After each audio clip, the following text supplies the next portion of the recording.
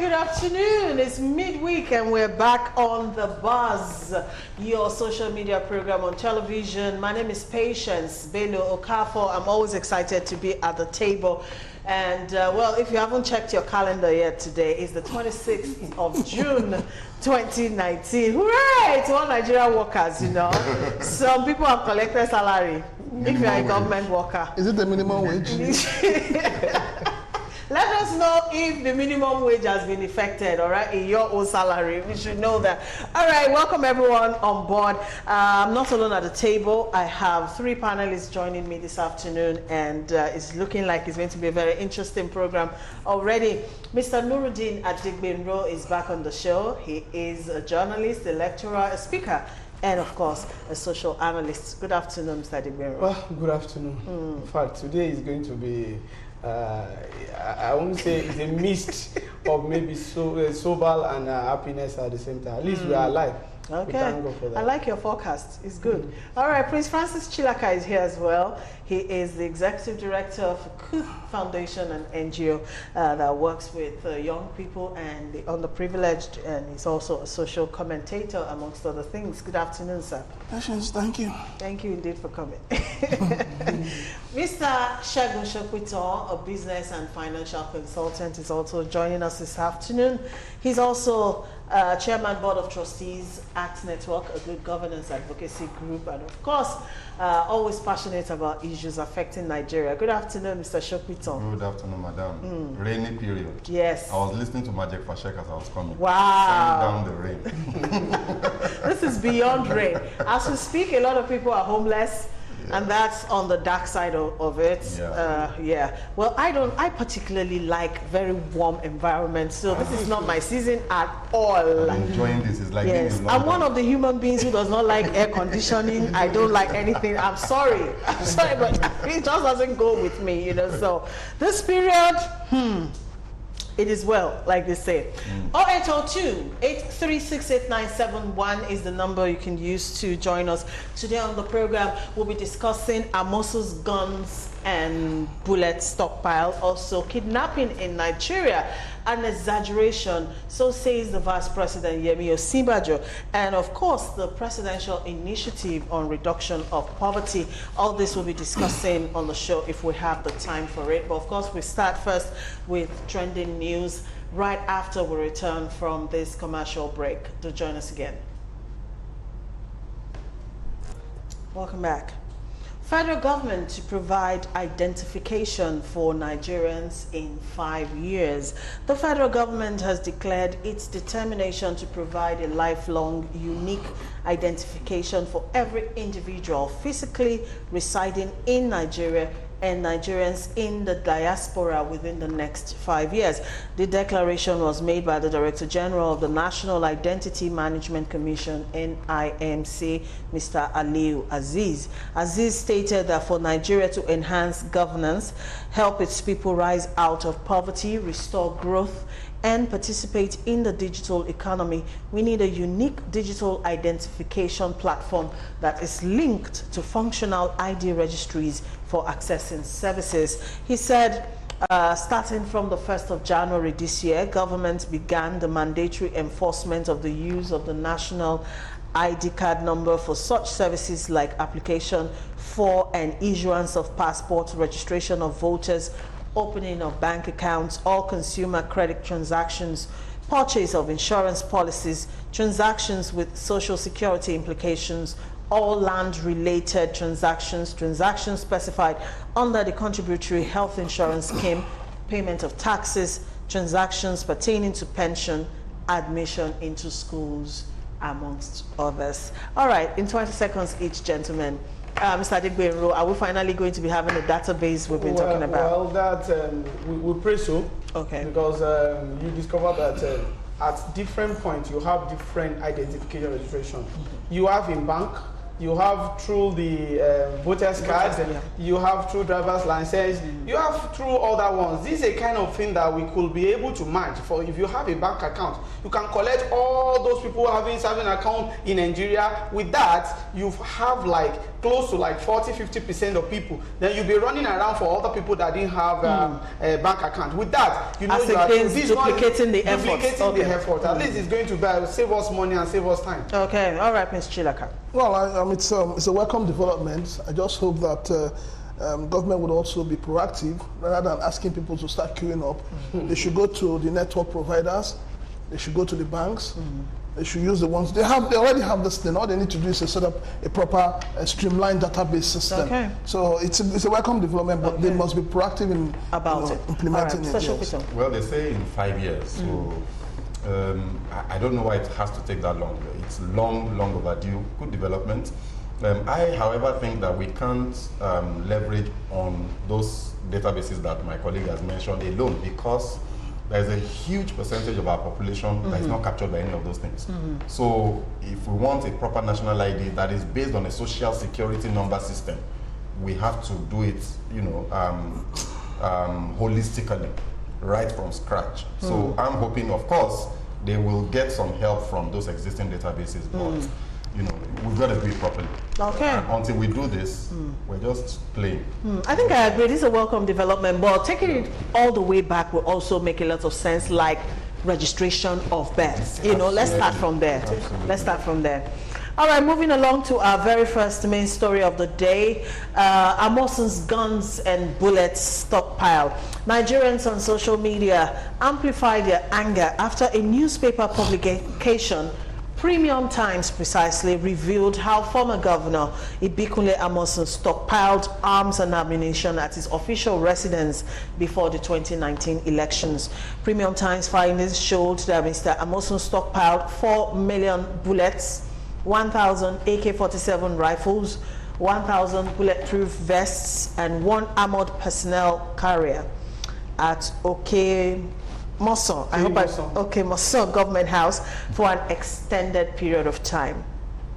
But on the 28th of May this year, a day before he was billed to complete his 8 years as governor, Senator Amoson suddenly called the State Police Commissioner Bashiru Makama to confess he had a cache of arms he was willing to surrender to the police. Now, Premium Times learned from security sources that Mr. Amoson abruptly handed over the huge arms vault as part of a desperate move to clear the government house of any incriminating items before his successor takes charge.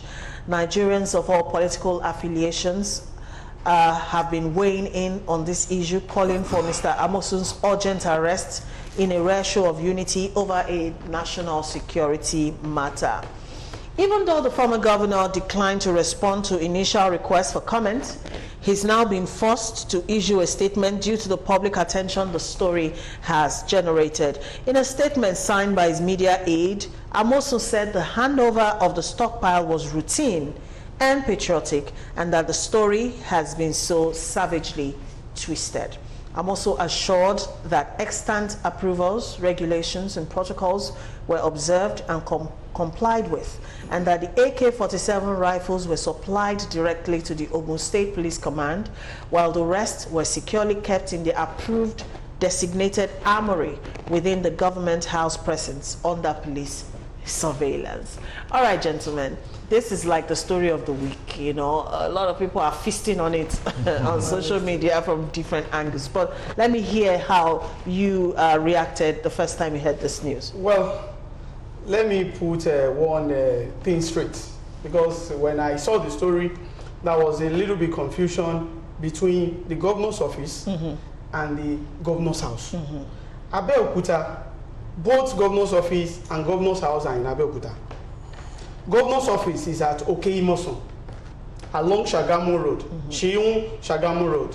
While governor's house is at Ibara, Abeokuta. So that one, that governor's house at Okeimoson. Government house is not at Okeimoson. But on the issue of the arms, we are in trouble. The reason why we are in trouble in this country is that if we know that they do because of their security world, they want to buy something at least to cater for that kind of money. But it's not their duty. But in that regard, for a story to develop allegedly that a governor declared 4 million rounds of ammunition, 1,000 units of AK-47, 1,000 units of bulletproof vests, and 1,000 armor carrier, then we are in trouble in this country. We are not safe. That is to say that majority of all these people have this kind of ammunition, and they have some people surely working for them, although it's allegedly. But at the same time, this is the time that the federal government needs to do something. If you really want to tame the issue of insecurity we are talking about, I think Senator Ibukule Amosu now should be questioned. We have a lot of, where did you get that? How the so-called ammunitions, how come that Okemoson or Ibara governor's house now become an armory? Because three houses away from governor's house is a police station. That is Ibara, and it's very, very big. I think it's the Chamber of Commerce that's in between them when you are going towards Omida Market. But he did say in the statements that out there that the weapons, let's just put it like that, were under police surveillance. When something is inside governor's house, then you now turn governor's house into an armory. Do you want to tell me that in every state, all the arms and ammunition in the state, they normally keep it in every state secretariat or every government office? Then it's wrong. A lot of people needs to be questioned, and the commissioner of police then must be questioned, and the senator Ibukule Amosu needs to be questioned. The DSS, the director of DSS in that state at that particular time needs to be questioned. The head of the DSS needs to be questioned all together, because this is a security issue, and it has to do with the life of. Do you know the number of people that died between February of this year till this particular period in Abeokuta? Abeokuta has been known to be peaceful in the times of election. We know when OGD, Benga Daniel, during his own tenure, we have a lot of rough rider. But after then, we have a very cool Abeokuta, Ogundeng, and the Yewa Warriors zone. So we want this kind of arms and ammunition is still out there with all these thugs, and it's going to be a security. All right, let me ask. But then, what is wrong with this? If all the necessary approvals were gotten by the former governor, what really is wrong with this? Patience, I've been very sad since this news broke out. Why am I sad? I'm sad because we seem to operate two laws in Nigeria. We have laws for the rich and mighty. We have laws for the poor man. If this thing was done by a poor man, allegedly, I mean, I don't know, nobody would even be talking about on social media. Yes. They would have paraded him on television. Yes. They would have actually, locked him up and, brutalized him and all of that. So it's so painful. What we point out to this whole thing is the fact that we have a system in place that is not working. Yes. This is a huge, for me, it's a huge joke. I've never heard, the whole of yesterday, I spent time reading. I wanted to understand what gives the governor the power to acquire live ammunitions. I couldn't find any. I know they have security vote. I know they have security pension, money they gather and all of that. But I do not see anywhere where a governor has the right. Now, what is the population of Ogun State? We're looking at about 3.7 million, and you have 4,000 live ammunitions. So everybody in the state gets one. You still have 300 left. So those from the federal level that probably would want to go and quell the situation also have 300 bullets to go to them. Okay. So I would say this, it's an embarrassment, it's a disgrace to this country that a man held in high esteem like Senator Amosu should be involved in this kind of racketeering. What it simply means is that, one, the commissioner of police in that state should be questioned. The customs. Yeah. How did this thing get cleared? How did it get cleared? Was it by land? Was it by sea? Who gave the clearance? So we need to know. It was cleared at the airport, according to reports. So how was it taken into government house? I mean, you see, we've been talking about insurgents, we've been talking about headsmen, we've been talking about people, showcasing all manner of guns. Okay. So is it because Mr. President said that people should no longer carry guns, that is why he hurriedly gave it to the police? Okay, I get where you're coming from. But then, Mr. Shokpito, according to the former governor, He said the state was troubled by insecurity in 2011 when he was elected for his first term in office, which led to him acquiring, all of this. And then again, whose fault is it, seeing that all of the requisite approvals were given under the administration of Goodluck Jonathan, So at whose doorstep really do we put this blame? The governor or the president at the time, who did give approval for all of this? So I think what Senator Amosu is trying to do is just, he's looking for a way out, right? Because I read that press release that was issued yesterday, and it makes absolutely no sense. You got proper approvals. As we all know, you are required to get a clearance certificate, end user clearance certificate from the NSA's office before you can acquire arms. And the law doesn't even allow a governor to acquire arms. The law doesn't allow a state government to acquire arms. That is strictly the job of the security agencies, the police, the army, and so on and so forth. So now those approvals, what I know that governments do, like Lagos State government has done, since the time of, I think even before Fashola, is to set up a security trust fund, which they also have in Ogun State. And then you fund acquisition of arms and ammunition. You don't buy them, you fund it. You fund the agencies that are looking for those things to acquire them. Now, how can Senator Amosu be making reference to approvals and permits that he got to acquire arms, I assume legitimately, in 2011, when he's handing stuff over in 2019? Are you kidding me? 8 years ago? What happened in between? So obviously, he's just looking for a way out. Now, let us not forget, the question is why? Why now? Why on the 28th? And his statement tried to debunk that by saying the person that we are alluding to actually was the one that acquired the arms on his behalf. Hello, sir. The current governor, incumbent governor, Prince Dapo Abiodun, we all know, is not in the same camp as Senator Ibikunle Amosu. Sure. Amosu backed Akinlade. Yeah. Did it so brazenly that he backed him on the platform of another party. Right? So now this new guy is coming on board, who obviously is not in your camp. If he gets into that government house and he discovers those things, he is going to scream to high heavens. Sure. So in order to legitimize and try to save face, he's come out with this very wishy-washy explanation. He must be made to explain. I mean, an investigation has to be done, like my colleagues have said. We have to investigate this. The police commissioner also came out after the initial statement when Premium Times broke this news, right? The police commissioner came out to debunk and deny that we didn't collect 1 million AK-47 from anybody, that we only collected some ammunition. So there's even a disparity in the figures. Now, that difference is scary. Where is it? Where, because the police is not saying we don't know about it. So there's a lot of questions that need to be answered by everybody involved in this. This matter better be investigated. And I know, and we all know, that this is not new anyway. It's just that this guy, by virtue of the peculiar circumstances that he put himself in, has now created a scenario where he needs to cover face. Sure. We know this is happening in a lot of other government houses.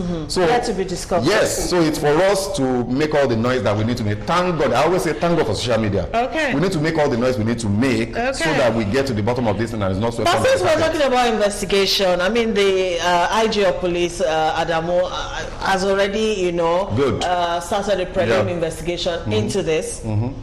And then, of course, Prince Chidaka mentioned the fact that, seemingly, there are two sets of laws, one for the rich, one for the poor. And then taking it from that angle, as far as investigations go in Nigeria, seeing that the former governor is now a senator, which still gives him some level of immunity, if you know what I mean. Zero. Hold on.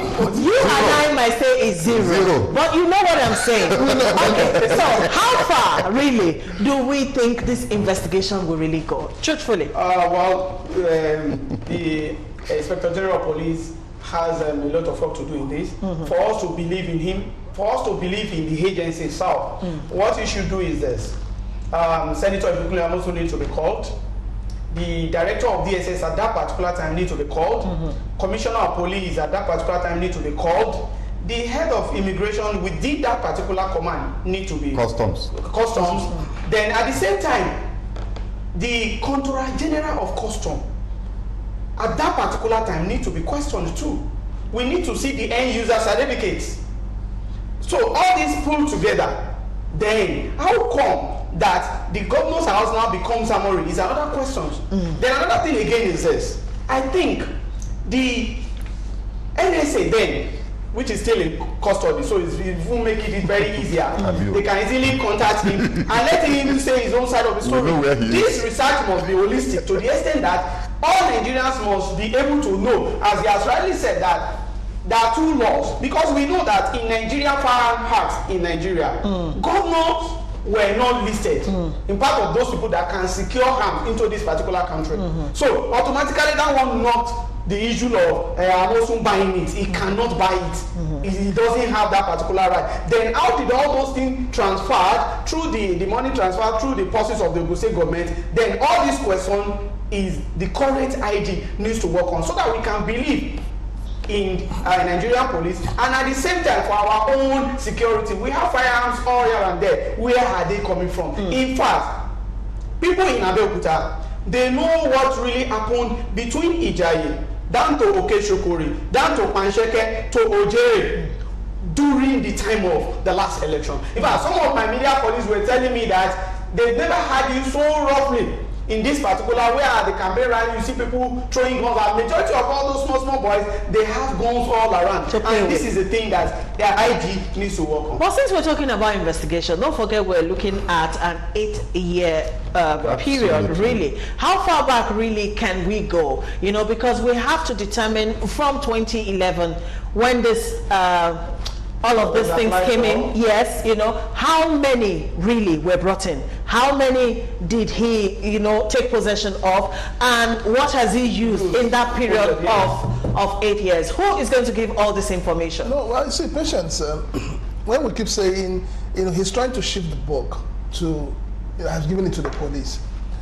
But you and I, all of us seated here, we know that even when a governor wants to bless the police, because that's the language, that's the, yes, when they want to bless the police with some equipment, maybe vehicles and all of that, they always invite the IG to take inventory of it.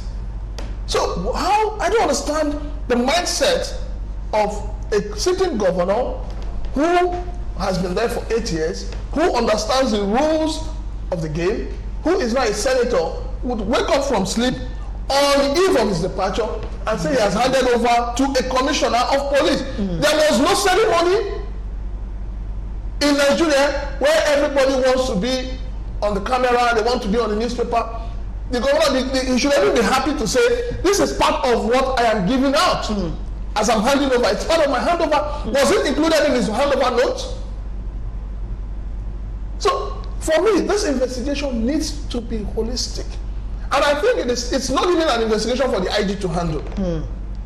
I would say clearly that the National Assembly and the National Security Advisor should take over this investigation. Okay. So that we will know that, yes, it is properly done.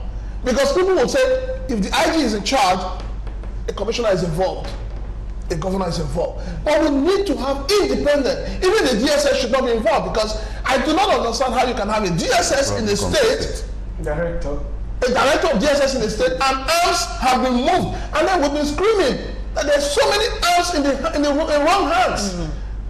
And the police have been trying to mop up, you know, all of this arms. If we're looking at what having said that, every time we talk about the police, you know, being underfunded and then not having enough weapons to even, you know, to work with, and then one state has this stockpile. No, sorry, I was going to come to that. Of AK-47 and live bullets. And then the police don't have all those. Yes, I was going to come to that. When you go to any of the Nigerian police stations, you can count the number of guns they have there. I have been there several. They count the bullets they give to them. They count it. Inside one small container. Yeah. They count it. And when you come back, you need to also account for it. Okay. Mr. Shokita, you want to say something quickly before we go to what viewers to say? So really, what the first thing that we must understand, and I think it's important not to allow this little fact escape in the midst of all this melee, is that Senator Ibikunle Amosu has admitted in public that he was in possession of a large cache of firearms. That's a crime. He's admitted to committing a crime. Let's put this right there on the front burner. Okay. So he needs to be arrested. If we're really a serious country, he has admitted it. The law does not permit him, whether he's a governor or a private individual, to have is it 1 million? The number keeps getting stuck. 4 million bullets. 4 million bullets. 1,000 AK-47. A governor or a private, you don't have that right. So for him to have said, I bought it and I wanted to give it to the police, but he's being with me, he has committed a crime. He needs to be arrested. Then let's investigate the circumstances. Let's start from there so that we know we're serious. Now, let me just quickly say that the president has to be careful, because everybody knows that Senator Ibikunle Amosu is close to him. This matter must not be swept under the carpet. Okay. Please. Talking about the president, well, the presidency has said that a preliminary investigation has already been undertaken by the IG, and according to him, at this early stage, he doesn't think there's anything sinister about the whole issue. That is Garba Shehu actually saying that. Let's look at how viewers are reacting to this. One, the reasons why Sambo Dasuki is being held is based on illegal possession of arms. Do not forget that Dasuki is a former military officer that has access to arms. Now, what is the volume of arms doing with a civilian? This will go a long way to test the integrity of the present government. Eze, thank you for sending that one in. Wow, we have so many messages here. Maggie from Songwater said, very sad indeed. There must be an ulterior motive. Okay. All right, this other one says, let's first thank God that Amosu won either directly or indirectly. If not, only God knows what we will be talking about now. However, we can now see that all ammunitions that were intercepted in this country belongs to all these governors, members of the House and government officials. I pray that what happened in Ghana some time ago will happen here. The drum of revolution is beating harder. Please. Okay, I'm going to skip that. Mr. Chilaka is very, very right. Please, they should look inside that matter very well. It is poor man. If it is poor man, by now the person will be in jail. God help us in Nigeria. All right, Prince, another person is agreeing with Prince Chilaka, says, Prince Chilaka is really hitting the nail on the head. Right on, sir. I'm impressed. Esther from Ikeja here in Lagos. Okay, let's read two more. Yes, we know about this. I will skip that as well. On Amosu's guns, it reminds of Alhaji Barkinzuo's position of finding government money in government house. Amosu was the chief security officer of his state. In his private capacity, he cannot and will not stockpile such arms. From John in Ikeja. All right, too many messages. Let's move on quickly. We have to wait and see how this investigation goes. And I dare say a lot of Nigerians are keenly waiting to see how this will end. Kidnapping in Nigeria is exaggerated, so says the Vice President Yemi Osibajo. He downplayed the cases of kidnapping in Nigeria, saying they were sometimes exaggerated for political effect. Mr. Osibajo was addressing Nigerians based in New York on Monday when he was confronted with questions about kidnapping. The Vice President said, and I quote, "There are cases of kidnapping, no question at all about that, but some of the more dramatic stories that you hear are simply not true. Every report of kidnapping we receive, we try to verify, and at the end of the day, you find out that people just tell all sorts of stories." End of quote. He added that the government has been working on a sustainable solution to the crisis, suggesting it was not enough to cause a panic amongst Nigerians in the diaspora. Mr. Adegbenro. Well, as I've said before, we are in trouble. If the Vice President, Federal Republic of Nigeria, Professor Yemi Osibajo, is saying this, then we are in trouble. Did you know that in the last 12 hours, some wrestlers, I think they were from Nigerian police, some wrestlers, they were moving from one particular state down to Bayelsa State for Sirake Dixon Wrestling Championship. And some kidnappers attacked them, and 4 of the wrestlers were kidnapped.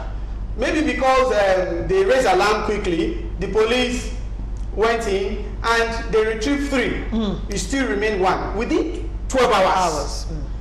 Just to let you know that the ones that are reported is the one we see on Galaxy and other media. There are a lot of unreported ones. The level of kidnapping. In fact, there are some certain roads in Nigeria that when you ply that particular road, your life is at stake. Starting from, let us start from the southwest here. Ibadan Expressway is one thing on its own. Ife Road is another thing. A way to Ilorin is on its own. Kano Kaduna Road is another thing. In fact, there is a road from Kano down to Meduguri. We call it, I've forgotten the name of that particular road. That road is another thing. Katsina, the same thing. Tell me one particular state that has been exempted from kidnapping. For you to say that, that means we have a vice president that are not intended with what is happening in the country.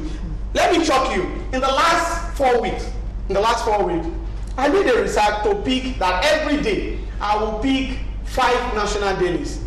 For 4, I didn't even know he's going to make that particular statement. So I always pick 5 dailies every day. I know the one of television, surely they will report. Galaxy will report on kidnapping every day, especially at night. You know, that one is a ready-made whatever, 9 to 9:30, you will see one particular one. But I picked 5 dailies in the last 4 weeks. Do you know there is no daily every day that does not report? It's only today I've not done it. And by noon today I'll still do kidnapping. Kidnapping is not just exaggerated, it's happening into our faces, it is real. It's not important that the federal government need to do more. Even if all the security chiefs must go, they must go. If we need those people that really fix the issue of kidnapping and other insecurity in the state, we are not secure in this country. Okay, all right, Ms. Chilaka. Do you also think it's the numbers, the figures we see every day is a total exaggeration of what's really going on? It's not. I would say I'm rather shocked and speechless that a man as like the vice president would make such a comment. It simply shows that Nigerians have been taken for right, have been taken for granted. There are certain things people in power should not say, you know. And when you say things that does not encourage people, does not motivate people, then you're not a good leader. You're not a good leader. I mean, we're talking of kidnapping. Nobody's talking of, is it Schreib? Yes. Leila Schreib. Nobody's talking about her. Leila Schreib. Nobody's talking about the other Chibok girls. Every day, we know that every day, between the north and the south, yes, people are being kidnapped. Now, if Mr. Vice President believes that they are exaggerated, arrest those people. That's the best way to go about it. If you hear of somebody who says, I was kidnapped, and you think it was exaggerated, arrest the person. So that we know that, okay, when he's justifying his speech. I remember a few months back, I think a white man was kidnapped. They said they didn't pay any ransom. The man came out and said, I paid ransom. They can't kidnap you and you don't pay ransom. I mean, sorry, let me butt in here. There was a report sometime last week about one kidnapper that was arrested that actually boasted he made about 600 million in a couple of months, you know, from kidnapping. No, I was going to come to that. Kidnapping is business. It has become a real business in Nigeria today. Where is Evans? In a very civilized society, within 3 months you have the case. Not even that. In a civilized society, in a society where the system is working, Evans should be working with the police to unravel because he knows them. Yes. He's a kingpin. So what is going on? Okay, all right. It's just as if the whole system has finally collapsed. So let me I'm delighted to disagree with my colleagues. I mean, I agree with the Vice President 1,000,000%. You do? Absolutely. Okay. Because you have to, please listen to what he said. He said, are there kidnappings? Yes. But that they are exaggerated. Okay. Now, what has happened in the last 4 years, thereabouts, in Nigeria is that this thing called social media has increasingly become an influencer of public opinion in this country, right? When we say social media, let's define it. There's Twitter, there's Facebook, there's Instagram, and then there's WhatsApp, right? Now, all of those platforms behave in a peculiar way and in different manners. You see, that thing called WhatsApp is like wildfire. Before things go viral in a split second. Let me give you an example. Just a very basic example that happened yesterday. Okay.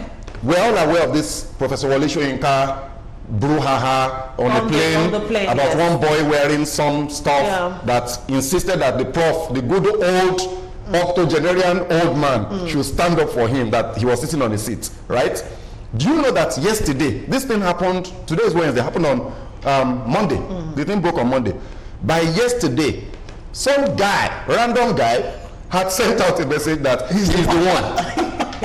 He said, I am the one. He quoted his name. He told one incredibly believable story that in fact he doesn't know what all the noise is about, that he enjoyed his time with the prof, that the prof didn't mind shifting his seat, and then they gisted, they exchanged contact, blah, blah, blah. Guess what? Professor Wole Soyinka has denied it. He said there's no such thing, that he didn't utter a word with that guy, that he didn't mind giving up the seat because it was the boy's seat. But then, from that moment till the end of the flight, that they didn't say anything, that in fact he's sure that that's not the person. Guess what? That boy has come out to say, no, he was being satirical.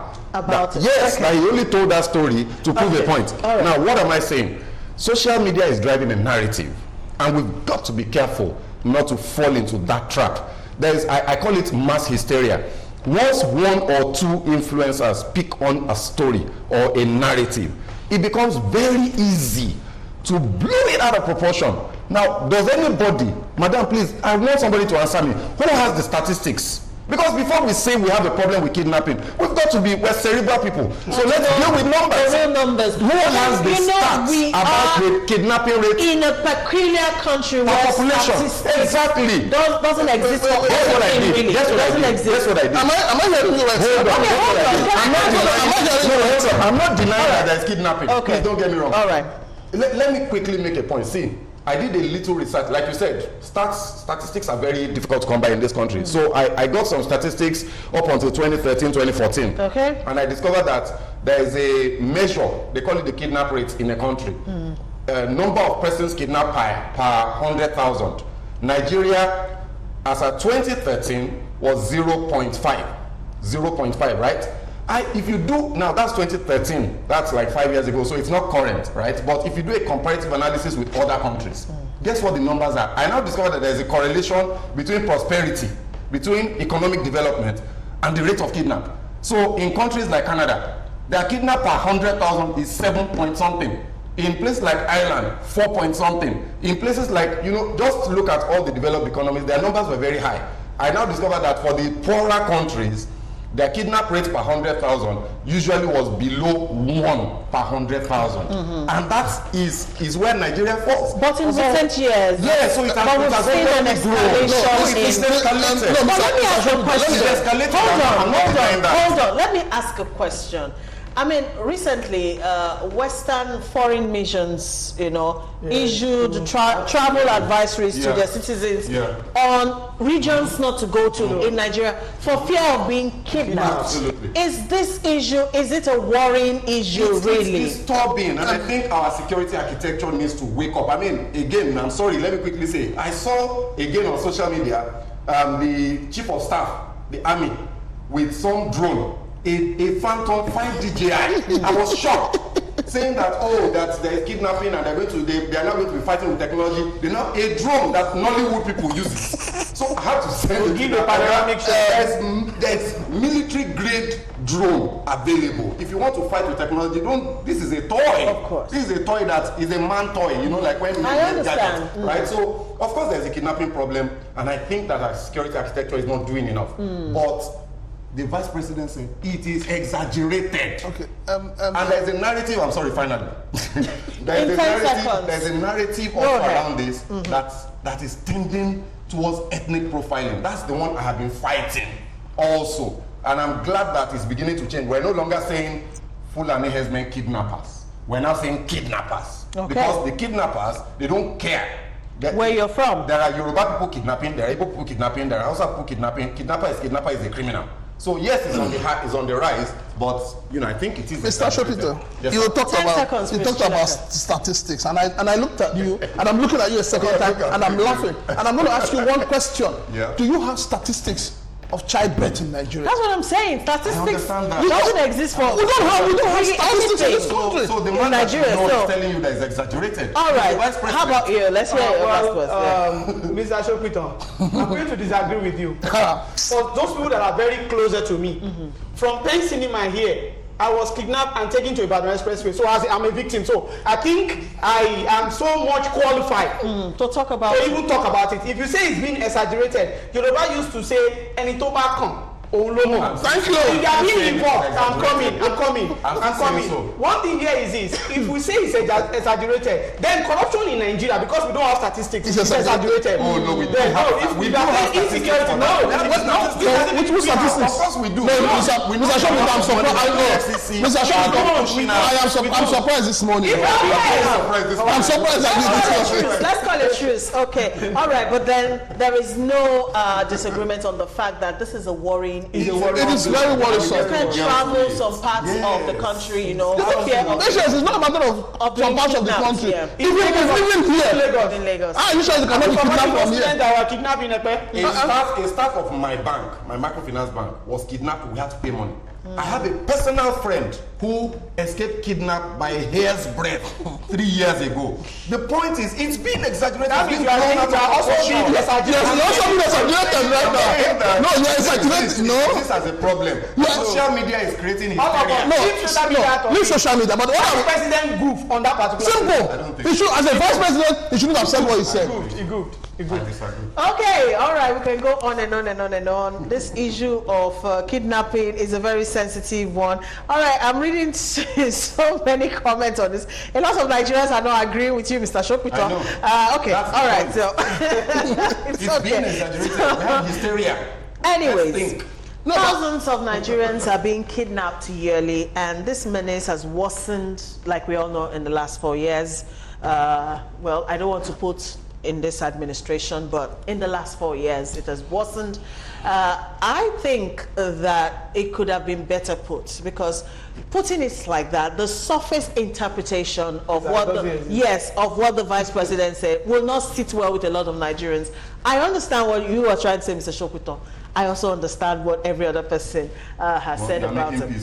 Thank you. Yes, I'm a peacemaker. Thank you so much, everybody. Thank you, Mr. Anuruddin Agbegbero. Prince Chilaka, many thanks for coming today. Thank you, Mr. Shegun Shopito. I haven't seen you this feisty in a long time. Thank you, viewers. The contributions today were really intense. All right, we hope to be back tomorrow. Join us for the lifestyle edition tomorrow. We will be discussing suicide.